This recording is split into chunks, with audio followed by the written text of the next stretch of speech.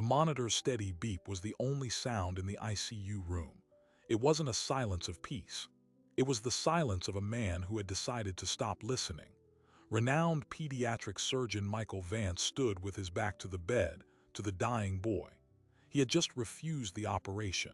And then a tiny orphan girl from the charity ward walked in, holding something in her outstretched hands.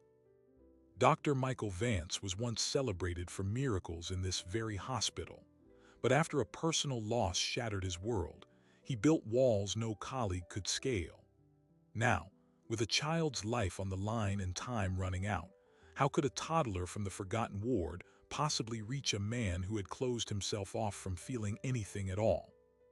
To understand why a surgeon would turn his back on a child who could be saved, you have to understand the two worlds that existed in St. Jude's Mercy Hospital that winter.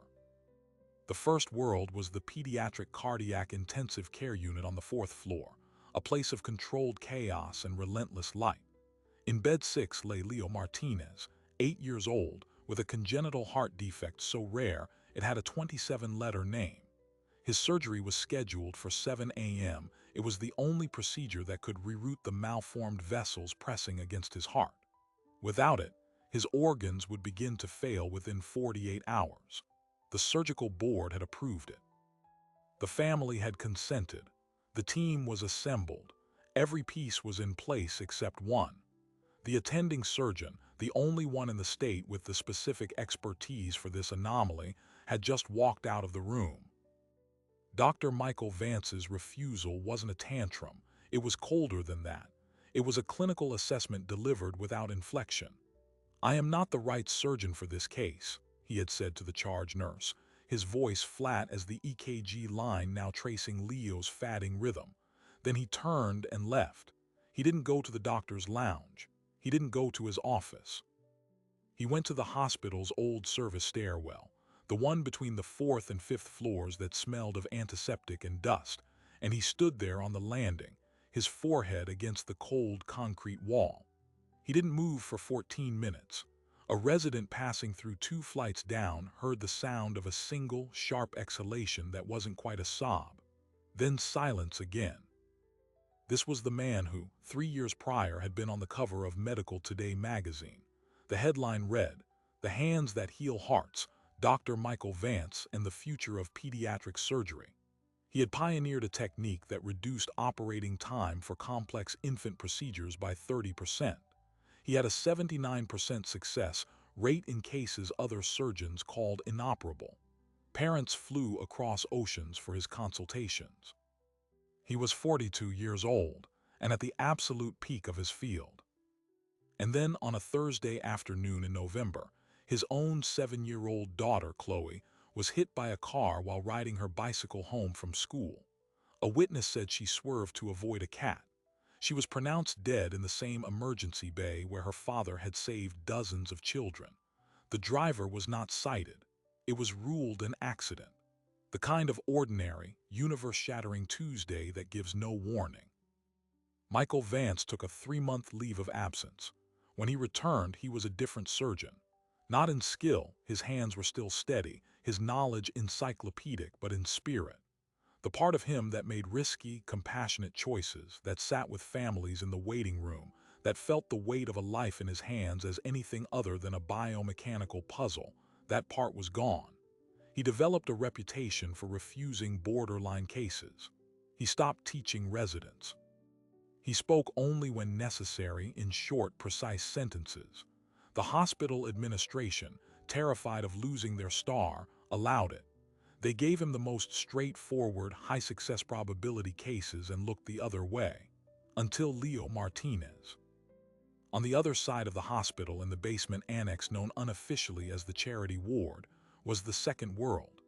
This was where the hospital housed long-term pediatric patients who had nowhere else to go, foster children between placements, infants awaiting adoption paperwork, children whose families could not be located. It was a place of quiet endurance. The walls were painted a cheerful, peeling yellow. The toys were donated and well-loved. The night nurse, a woman named Gloria who had worked there for 20 years, called it the Garden of Forgotten Seedlings. And in cot number 3 was a little girl known to the paperwork as Baby Girl Doe.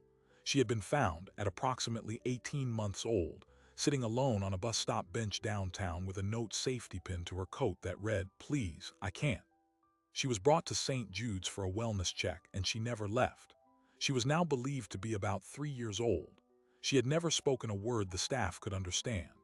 The child psychiatrists called it selective mutism, likely trauma-induced. She communicated in nods, tugs, and most of all in objects. She was a collector of lost things. A bent paperclip from the hallway, a smooth stone from the pocket of a volunteer's coat, a blue rubber band.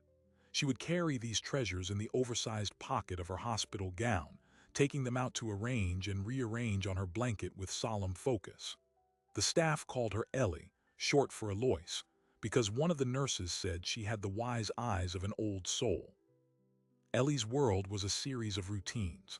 Breakfast at 7, playtime in the common area at 9, a walk through the main hospital corridors at 10, where Gloria would push her in a small wheelchair so she could see the light from the atrium windows. Ellie was especially fascinated by the 4th floor. She would point at the closed double doors of the surgical wing, her head tilted. "That's where the doctors make people better, sweetheart," Gloria would say. Ellie would just stare, her small hand resting on the cool metal of the door handle as they passed. For 2 years and 3 months, these two worlds, the brilliant, broken surgeon on the 4th floor and the silent, watching child in the basement, orbited the same building without touching. Their routines were set in stone. Michael Vance arrived at 5:45 a.m., used the service elevator to avoid the main lobby, changed into scrubs in his private locker, and began rounds by 6:15. He did not make eye contact in the hallways. He did not attend holiday parties. He existed in a bubble of sterile silence. Ellie woke at 6:30. She would sit up in her cot and wait for Gloria to bring her a cup of apple juice. She would then spend 20 minutes meticulously organizing the items on her bedside table: a plastic comb, a stuffed dog missing one eye, her current collection of found objects. Her movements were quiet, deliberate. She rarely cried. She just observed. The pressure in the hospital began to build the moment Michael Vance left Leo's room. The charge nurse, Rosa Alvarez, a woman with 26 years of experience, stared at the closed door. She then picked up the phone and called the chief of surgery, Dr. Arthur Whitmore. The conversation was brief. He walked, Arthur. He just walked. Whitmore was a man who had recruited Vance a decade ago. He had written the eulogy for Chloe. He sighed, a sound of profound weariness. "Give me an hour." But an hour was a currency Leo Martinez did not have. His blood pressure began a slow, steady decline. The resident on duty increased the medication drip. The monitor's beep grew more insistent. Across the city, Leo's mother, Maria, was on a bus, clutching the stuffed dinosaur her son had asked her to bring from home. She had no idea the surgery was now in limbo. Meanwhile, Michael Vance left the stairwell. He walked to the hospital's rooftop garden, a place he hadn't visited since before Chloe died. It was empty, the January air biting. He stood at the railing, looking at the city, his hands gripping the cold metal. In his mind, he wasn't seeing the skyline. He was seeing the schematic of Leo's heart, the complex web of vessels. He knew the procedure. He could visualize every incision, every suture. But when he tried to picture himself making that first cut, his mind flashed to a small bicycle with a glittery purple handlebar tassel lying on its side in the street. His hands, which never shook in the OR, trembled now on the railing. The cost of failure had become, for him, an infinite equation. He had decided that to feel nothing was safer than to feel that again.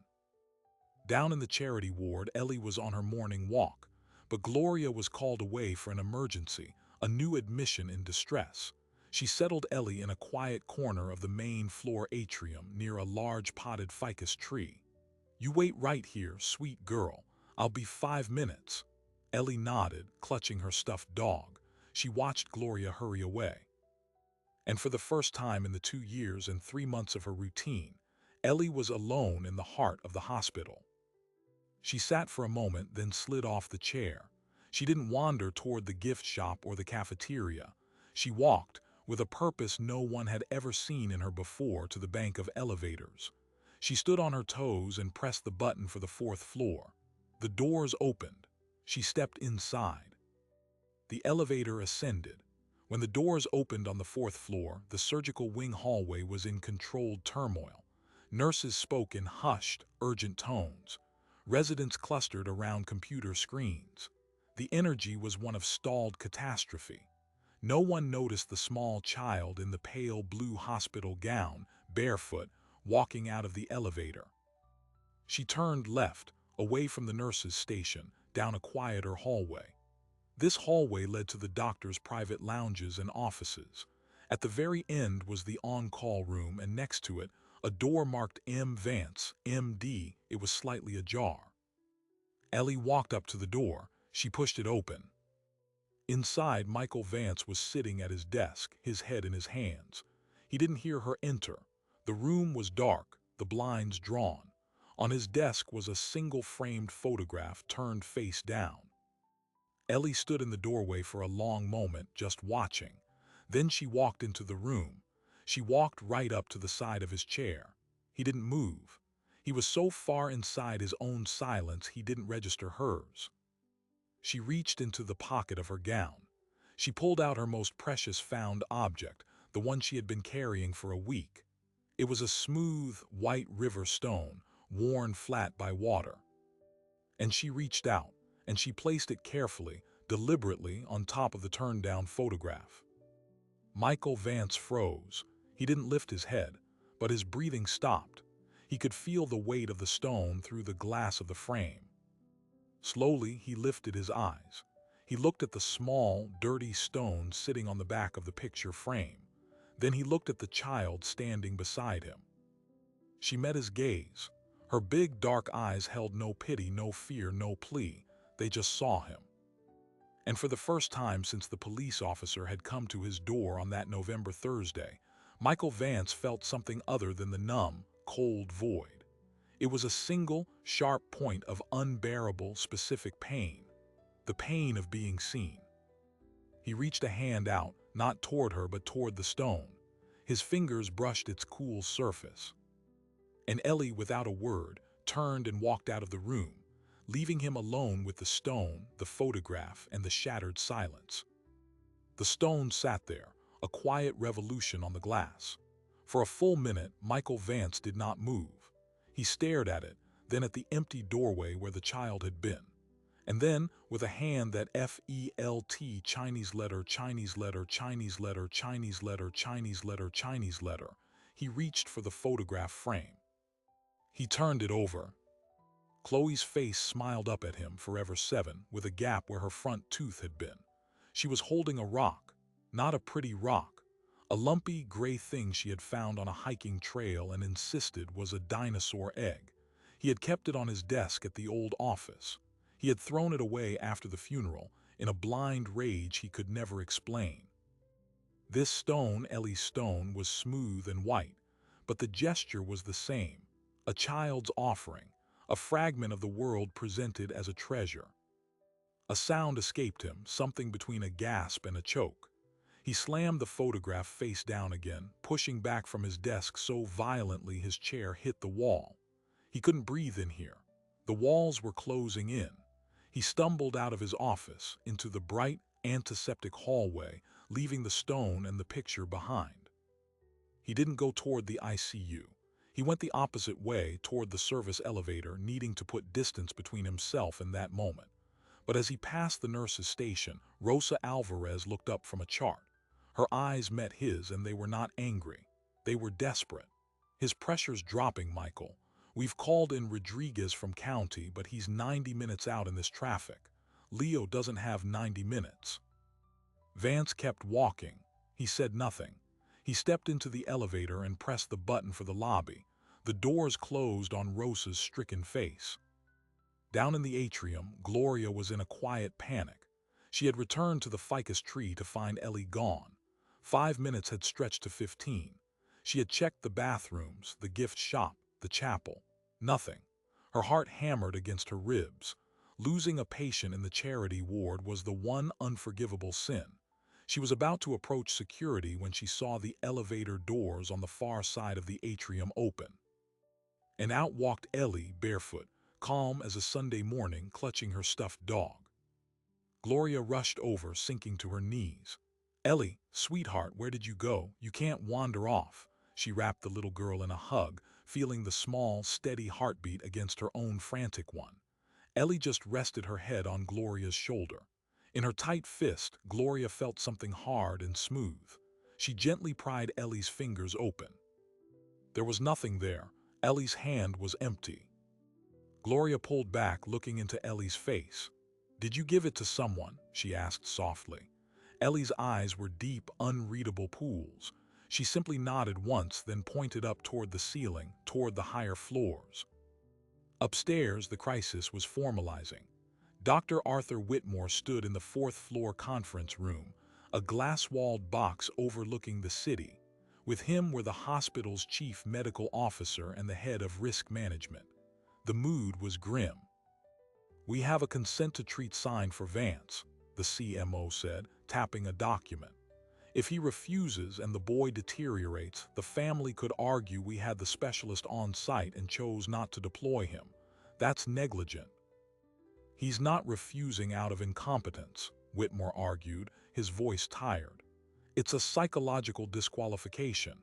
He believes he's a liability." "The law doesn't care about why," risk management countered. "It cares that the standard of care wasn't met. The standard in this case is Michael Vance. He's here. He's awake. He's sober. The board credentialed him for this exact procedure. His emotional state is a hospital internal matter, not a legal defense." Whitmore pinched the bridge of his nose. He had spent the last year protecting Michael, making excuses, quietly reassigning cases. He had done it out of guilt, out of loyalty, out of love for the man his friend used to be. Now that protection was about to cost a child his life. "What are my options?" he asked, his voice hollow. "Option 1, the CMO said. "You order him to operate. As chief of surgery, you have the authority.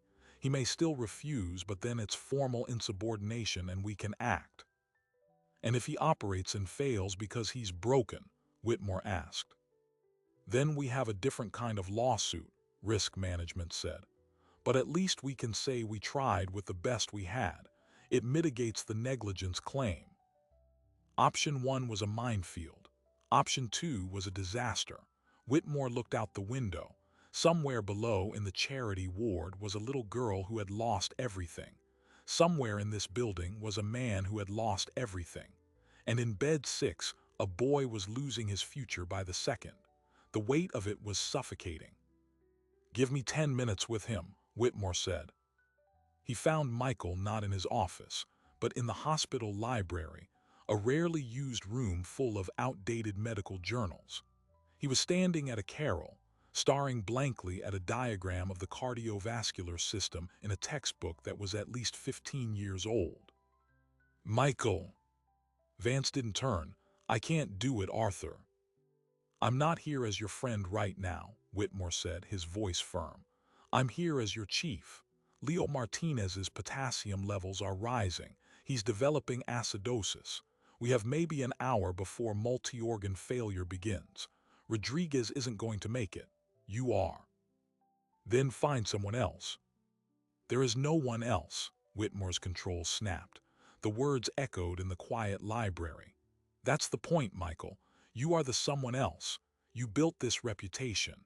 You became the miracle worker. And now a little boy is going to die because you've decided your grief is more important than his life." Vance finally turned. His eyes were red-rimmed but dry.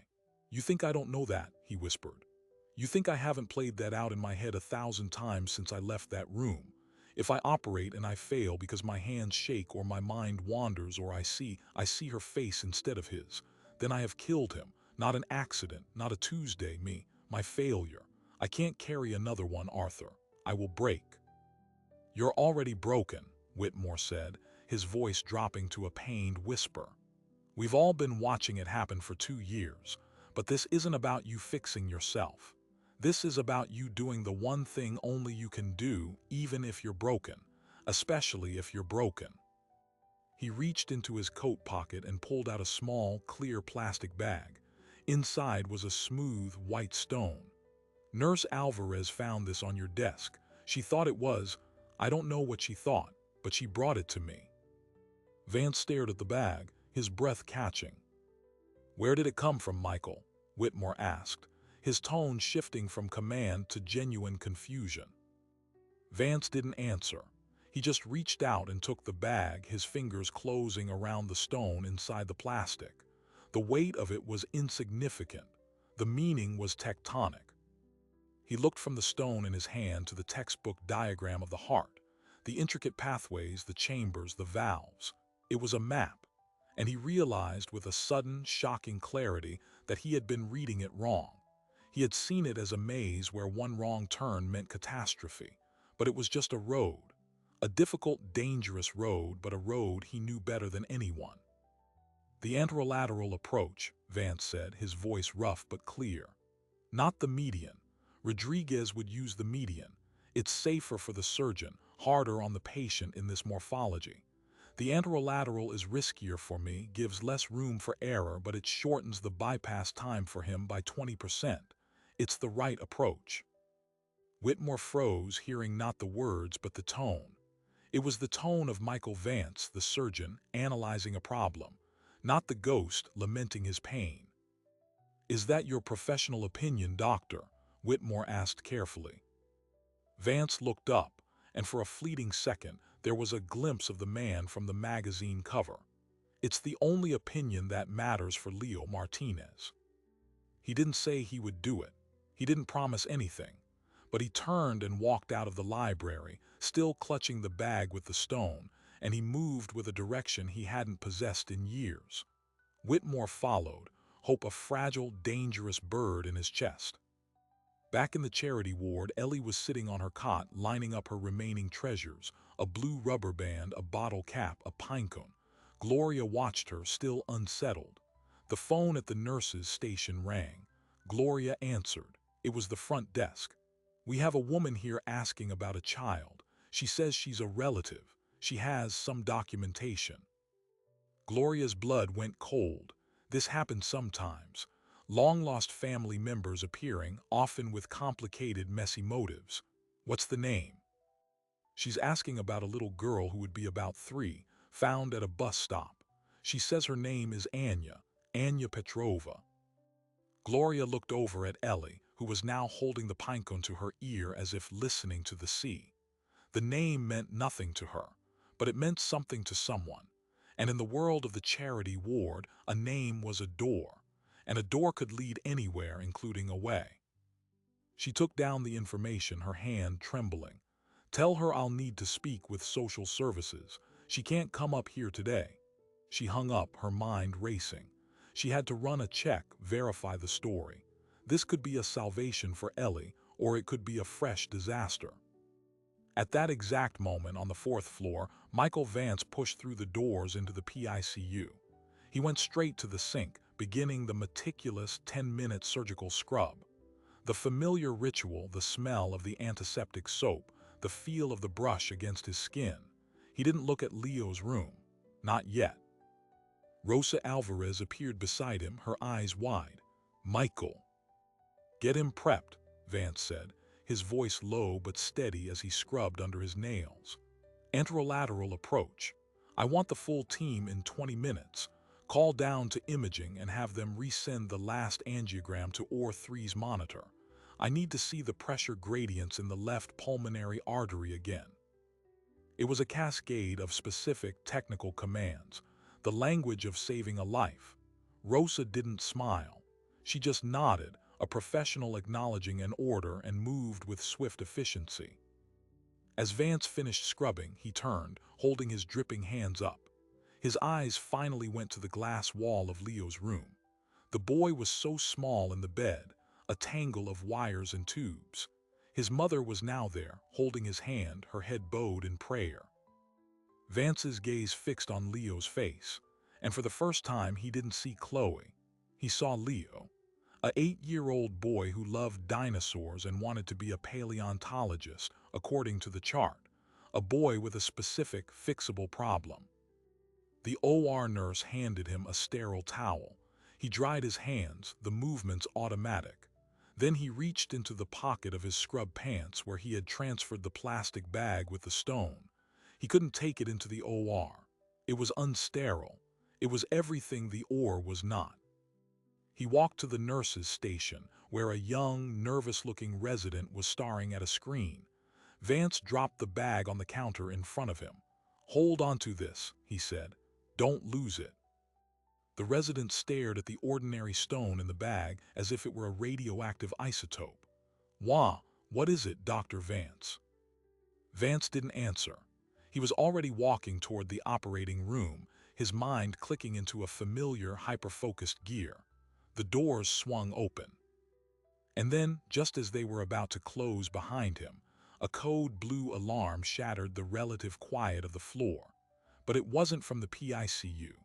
It was from the hospital overhead system, and the location that echoed from the speakers froze the blood of everyone who heard it. Code Blue Basement Annex Charity Ward. Code Blue Basement Annex. Gloria's voice, seconds before, pleading into the phone. "She can't come up here today." Vance stopped in the OR doorway. He turned his head, his eyes meeting Whitmore's across the hall. The unspoken question hung in the air, sharp as a scalpel. The surgery or the child? The Stone's child. For 3 heartbeats, the world narrowed to the blaring alarm and the 2 closed doors, one to the operating room, one to the elevator. Dr. Whitmore's hand was still on his arm. "You have a patient on the table, Michael. I'll handle the basement. Go." Vance's gaze snapped back to the OR doors. The training, 20 years of it, was a deeper current than the new, raw panic. He gave one sharp nod. "Update me," he said, his voice a graveled command, and pushed through into the bright, cold light of the operating theater. The room was a study in focused silence. Leo Martinez lay on the table, small and terribly still, his chest already prepped and draped. The team waited, masked faces watching him. Vance went to the sink, began the scrub again, the ritual clearing a narrow channel through the storm in his mind. Anterolateral approach. Bypass time. Pulmonary artery. The medical facts were buoys to cling to. He did not let himself think of the basement, of a small blue gown. He couldn't. As he gowned and gloved, Dr. Whitmore was already in the elevator, descending to a different kind of emergency. The charity ward was chaos. Ellie lay on the linoleum floor, her body limp, her skin taking on a faint bluish tint. Gloria was sobbing, her compressions frantic. She was just sitting there. She just slumped over. The Code Blue team took over, a swift and brutal ballet. Airway, compressions, epinephrine, the defibrillator charged. Clear. Ellie's small body jolted. The flat line on the monitor jagged, then settled into a weak but steady rhythm. A pulse. They bundled her onto a gurney and rushed her not to the basement, but up to the pediatric ICU, to the bed directly across the hall from where Leo Martinez had been. In OR3, Vance made the first incision. The flesh parted. The retractors held the wound open. He moved with a precise, economical grace that was both muscle memory and a desperate act of will. Don't think, just do. Follow the map. But the map was a living, bleeding thing. He found the malformed vessels, began the meticulous work of rerouting them. His world shrank to the circle of light, to the rhythmic beep of the heart-lung machine. And then it happened. A tiny, hidden vessel missed by all the scans gave way. A sudden, bright fountain of blood hit the inside of his face shield. "Suction," he said, his voice calm, but his own heart hammered against his ribs. He applied pressure with a tiny sponge. The bleeding didn't stop. It was a feeder from a major artery, buried behind a critical structure. "I need a clip, now." "Pressure's dropping," the anesthesiologist intoned. 75/40. The old fear, the icy void, opened beneath him. He saw Chloe's bicycle. He saw Ellie's stone. The 2 images fused, a feedback loop of failure. His hand, for the first time in his career, wavered. "Michael," it was his lead nurse, Rosa. Her eyes above her mask were steady, anchoring. "You've got this." He took a breath that felt like glass in his lungs. He didn't have it. but Leo Martinez was on his table, and somewhere in this building, a little girl who had given him a stone was fighting for her life. He could not fail them both. His hand steadied. He found the bleeder, a thread of pulsating crimson, and secured it. The hemorrhage ceased. The pressure began to climb. The crisis passed, but it had cost them 18 precious minutes. Downstairs, the woman claiming to be Anya Petrova was packing the lobby, her agitation growing by the second. When a harried social worker finally approached her, Anya didn't wait for questions. "I have rights, I have papers. You are keeping me from my blood." Her voice rose, drawing stares. Security was called. As they gently tried to escort her to a private room, she broke away and darted for the stairwell, heading up, not down, driven by a frantic energy that was more than familial concern. In the PICU, Ellie was stabilized but unresponsive. The initial tox screen came back clean. The cause was a mystery. Gloria, who had refused to leave, sat by the bed, her fingers wrapped around Ellie's. She was there when the door burst open and Anya Petrova stumbled in, her hair disheveled, her eyes scanning the room until they landed on the small figure in the bed. "Elizaveta," the cry was raw, guttural. She rushed forward, but Gloria stood, blocking her path. "You can't be in here. You need to leave." "She is my niece, my brother's child. Let me see her." Anya tried to push past, her movements sharp with a desperation that felt dangerous. A security guard arrived, taking her arm. "Ma'am, you have to come with us." As she was led away, she twisted, her voice echoing down the sterile hall. "I know what they did. I know they gave her something. You are all covering it up. I will come back with the police." The threat hung in the air. Gloria looked at the social worker who had followed, her face pale. "We ran a preliminary check," the social worker whispered. "Anya Petrova is the sister of Dmitry Petrova, Ellie's father. The birth certificate is real. But Dmitry died in a workplace accident 2 years ago. Anya was the subject of a child endangerment investigation last year involving a different niece. The case was dropped, but the notes, they're concerning. Ellie wasn't just sick. She was a pawn in a pending custody fight with a relative who might be unfit, or worse. And she had just coded in a hospital that was now legally responsible for her. The liability was a ticking bomb. Back in the OR, Vance was closing the sternum. The final sutures were placed. Leo's new heart circulation was holding. The surgery was technically a success, but the prolonged bypass time and the hypotensive episode meant the boy's recovery would be treacherous. He was not out of the woods. Vance stepped back, his body humming with exhaustion. As he stripped off his gloves, his first question was, "The code blue, the little girl, status?" "Stable in PICU room 4, a nurse said. "Unknown etiology." Vance didn't go to the surgeon's lounge. He didn't debrief. He walked out, still in his bloody scrubs, and went straight to the PICU. He stood in the doorway of room 4, watching the gentle rise and fall of Ellie's chest under the ventilator. Gloria looked up, her eyes hollow. "Dr. Vance." "What happened?" "We don't know. They're running more tests. But there's more." She told him about Anya Petrova, about the threats, about the clouded history. Vance listened, a cold fury settling in his gut. This child who had nothing was now trapped between a medical mystery and a familial threat. He looked at her still face, the lashes dark against pale cheeks. She had walked into his darkness and offered a stone, and now her own light was guttering. At that moment, Dr. Whitmore appeared, looking aged. He pulled Vance aside. "Leo's in recovery. It was touch and go. You did good work, but we have a problem. The woman, Petrova, she didn't go to the police. She went to a local news blogger. She's claiming medical negligence in the charity ward. She's saying we induced a coma in Ellie to cover up malpractice." The walls of the hospital, which had felt like a fortress of silence for 2 years, were now paper-thin. The scandal wasn't coming. It was here. And Whitmore said, his voice dropping, "The initial blood work on Ellie just came back.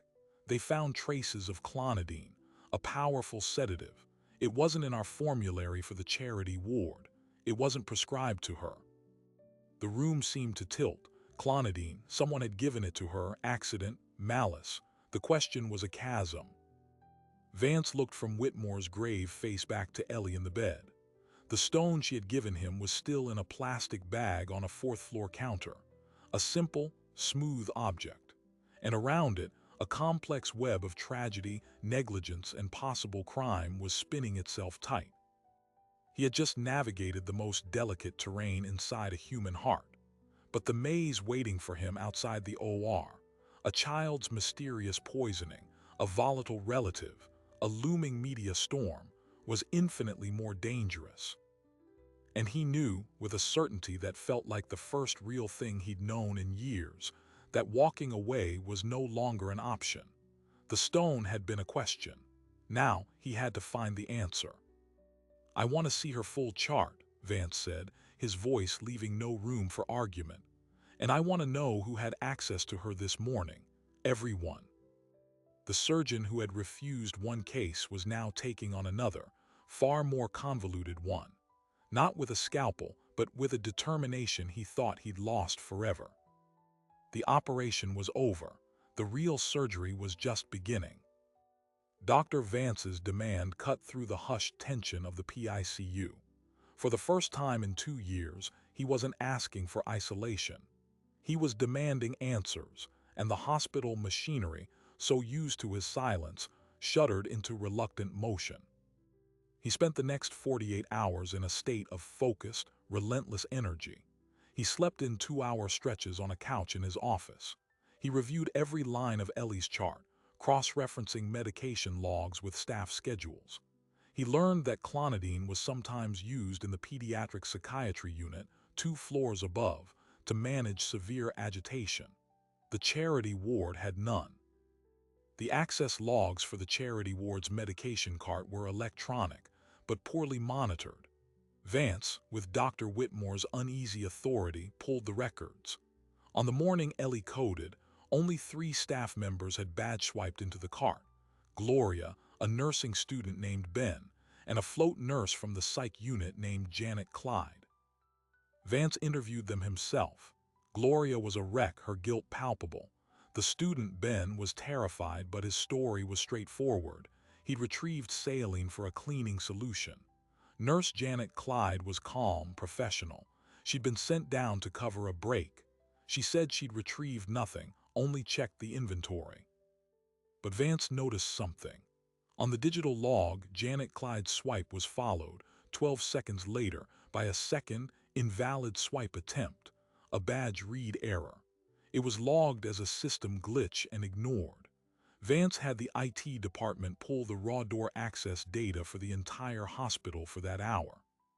He found it. 2 minutes after her badge swipe at the charity ward cart, Janet Clyde's badge unlocked a service stairwell door. 4 minutes after that, it unlocked the door to the pediatric psych unit's medication room. The timeline was tight, but possible.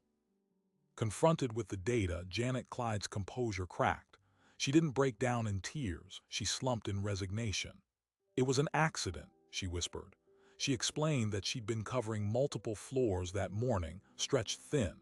In the psych unit, she'd drawn up a dose of clonidine for an adolescent patient. She'd been called to the charity ward for the break cover before she could administer it. She'd placed the syringe in her scrub pocket. "I forgot it was there," she said, her voice flat. "When I was in the charity ward, I felt a meltdown coming on with one of the other children. I reached for the midazolam in the cart. My hand brushed my pocket. I was so tired I didn't even think. I drew up the wrong drug. I gave it to the wrong child." It was a catastrophic series of mundane failures, understaffing, fatigue, a moment of distracted autopilot. There was no malice, only a terrible human error. The hospital's risk management team descended, preparing for a settlement, a non-disclosure agreement, a quiet burial of the mistake. But Vance wasn't done. "What about Anya Petrova?" he asked Janet Clyde. "Did you speak to her? Did anyone contact her before she showed up here?" The nurse looked confused. "No, I've never heard that name." Vance and Whitmore dug deeper. They discovered that Anya Petrova had called the hospital's main line, the previous evening, asking general questions about visitation in the charity ward.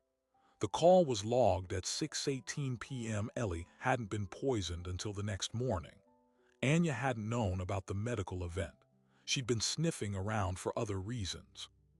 Confronted with this timeline by hospital security and a stern child services agent, Anya's story unraveled. She wasn't there out of sudden familial love. She had recently learned that her brother, Ellie's father, had a small life insurance policy that named his daughter as beneficiary. With Ellie in state custody, the money was held in trust. If Anya gained custody, she gained control of the funds. Her threat to go to the media was a bluff to pressure the hospital into releasing Ellie to her quickly, before a deeper home study could be done. The clonidine incident was a horrific coincidence that she tried to weaponize. With this evidence, Child Services fast-tracked an emergency protective order. Anya Petrova was denied custody and barred from the hospital. The police were notified about her attempted fraud. The immediate threat to Ellie evaporated. In room 4, Ellie began to wake up. The ventilator was removed. Her eyes fluttered open, first confused, then finding Gloria's familiar face. She was weak but alert. Tests showed no permanent neurological damage. The mystery was solved, but the trauma remained. During this time, Leo Martinez began his own slow climb. He faced complications, a minor infection, difficulty weaning from support, but he fought. His mother never left his side. Vance checked on him daily, not as a distant authority, but as his surgeon. He explained the procedures to Maria in clear, gentle Spanish, a language he hadn't used since medical school. One afternoon, Leo opened his eyes, looked at Vance, and gave a tiny, drugged thumbs up. Vance felt something in his own chest, something that had been frozen for years, thaw and crack. A week after the surgery, Vance returned to his office. The plastic bag with the white stone was still on the counter where the resident had left it. He picked it up, turned it over in his hand. Then he walked to the rooftop garden. The January air was still cold, but the sun was out. He stood at the railing, not gripping it this time, just leaning. He took the stone from the bag and held it in his palm, feeling its weight, its smoothness. He thought of Ellie's silent offering, a gift in the face of his despair. He thought of Chloe's dinosaur egg. 2 children, 2 stones, 2 moments of pure, unasked-for connection. He didn't have a grand epiphany. He didn't magically heal. But the crushing weight of his grief shifted, just enough to allow him to breathe around it. He understood now that his choice wasn't between feeling nothing and being destroyed by feeling everything. The choice was to carry it, and to still do the work. He went back downstairs. He didn't go to his office. He went to the PICU and asked Gloria if he could sit with Ellie for a while. Gloria, her eyes weary but soft, nodded. He pulled a chair next to Ellie's bed. She was awake, coloring in a book with slow, careful strokes. She glanced at him, then back to her coloring. He didn't speak. He just sat there, present. After a few minutes, he reached into his pocket and placed the white stone on her blanket next to her hand. She looked at it, then at him. She put down her crayon, picked up the stone, and held it tightly. Then she did something she had never done with any staff member, not even Gloria. She reached out her other hand and placed it on top of his where it rested on the bed rail. They sat like that for a long time, the surgeon and the orphan, in a quiet room on the 4th floor, with the afternoon light painting stripes on the floor. No words were needed. The stone had been returned. The circle was closed. The hospital board, in the wake of the near-miss scandal, initiated a full review of staffing and medication protocols in the charity ward. Dr. Whitmore, with Vance's fierce support, advocated not for cuts, but for better resources, proper play therapy programs, and dedicated staff. The garden of forgotten seedlings would not be so forgotten anymore. Leo Martinez was discharged to a rehab facility 6 weeks later, his heart functioning normally. He would need checkups for the rest of his life, but he would have a life. His mother sent Vance a card with a drawing Leo had made of a doctor with giant, capable hands. And Ellie, Her recovery was the quietest and the most profound. With the custody threat gone, a foster family was found. A retired teacher and her husband who had raised 3 children of their own and had room in their home and hearts for one more. They were vetted, patient, kind. The day she was to be discharged, Gloria packed Ellie's few belongings: the stuffed dog, a new coloring book, her collection of found treasures. Vance came to say goodbye. He knelt by her wheelchair. "You be good, okay?" he said, his voice rough. Ellie looked at him. She had been speaking a little more, single words, mainly to Gloria. She studied his face, her head tilted just as it had been that first day she walked into his office. Then she opened her fist. In her palm was the white stone. She held it out to him. He shook his head gently. "You keep it to remember." But she insisted, pushing it toward his hand. He understood. It wasn't for her to remember. It was for him. He took it, his fingers closing over its familiar smoothness. "Thank you, Ellie." And then, for the first time since she had arrived at St. Jude's, Ellie spoke his name. Her voice was a small, clear bell in the quiet hallway. "Ash." Not Dr. Vance, not Michael. Ash. She had heard Gloria say his name once and had kept the part she liked. He froze, a wave of emotion hitting him so hard he had to put a hand on the wall to steady himself. He looked at this little girl who had seen his brokenness and had not looked away, who had offered a stone, and who was now giving him back a piece of his own identity, shortened and softened in her mouth. "Okay, Ash," he whispered, a tear finally tracing a path down his cheek that had nothing to do with sadness. "Okay." He watched Gloria wheel her down the corridor toward her new life. He stood there long after the elevator doors had closed, the stone warm in his hand. The following Monday, Dr. Michael Vance returned to full duties. He accepted a complex, borderline case from a surgeon who was stumped. He began teaching the residents again, his explanations crisp, his patience renewed. He still arrived early. He still used the service elevator.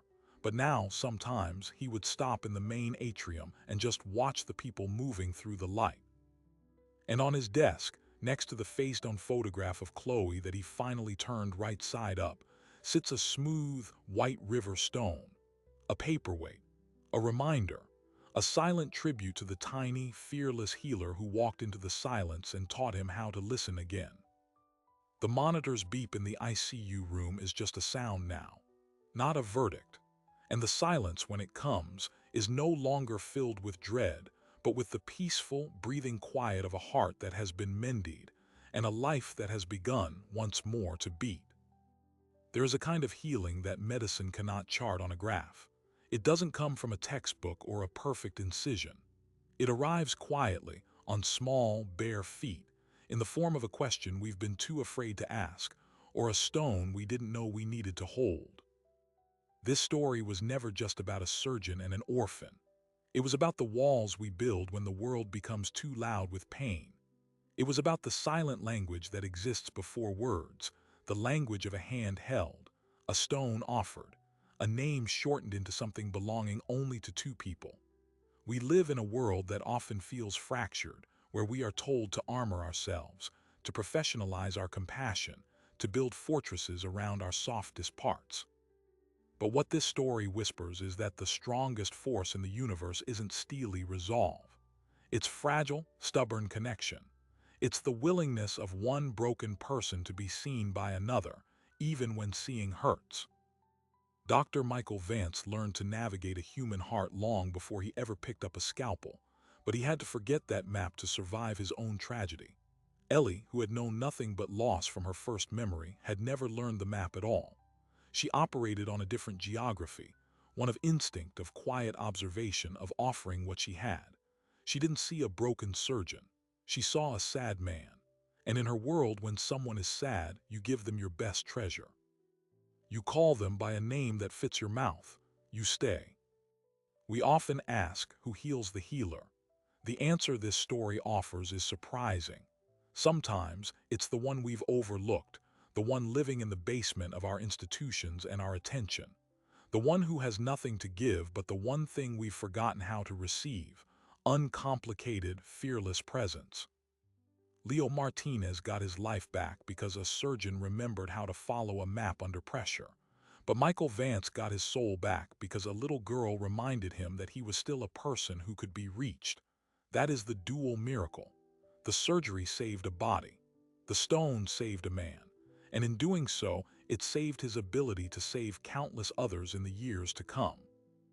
These moments almost never make the news. There is no headline for a quiet afternoon in a hospital room, for a whispered name, for a smooth stone placed on a desk. But these are the moments that rebuild lives. They are the stitches in the fabric of our humanity, woven in silence, holding us together when the grand narratives fall apart. If this story moved something in you, if it reminded you of a time someone reached for you when you had no words, or if you've ever been the one to offer a simple kindness that felt insignificant but changed everything, then you understand why we tell these stories. This channel is for that understanding. We don't shout. We don't chase the loudest drama. We sit with the quiet, profound truths of human connection. We believe these are the stories worth staying for. If you believe that too, then become part of this community. Hit subscribe. Share this with someone who needs a reminder today that hope often wears a very small disguise. And in the comments, tell us about a moment when an unexpected person became your healer. I read every single one. Thank you for listening. Thank you for staying. And remember, no matter how silent the room seems, someone might be walking down the hall right now, barefoot, holding a stone with your name on it. You just have to be brave enough to turn around and see them.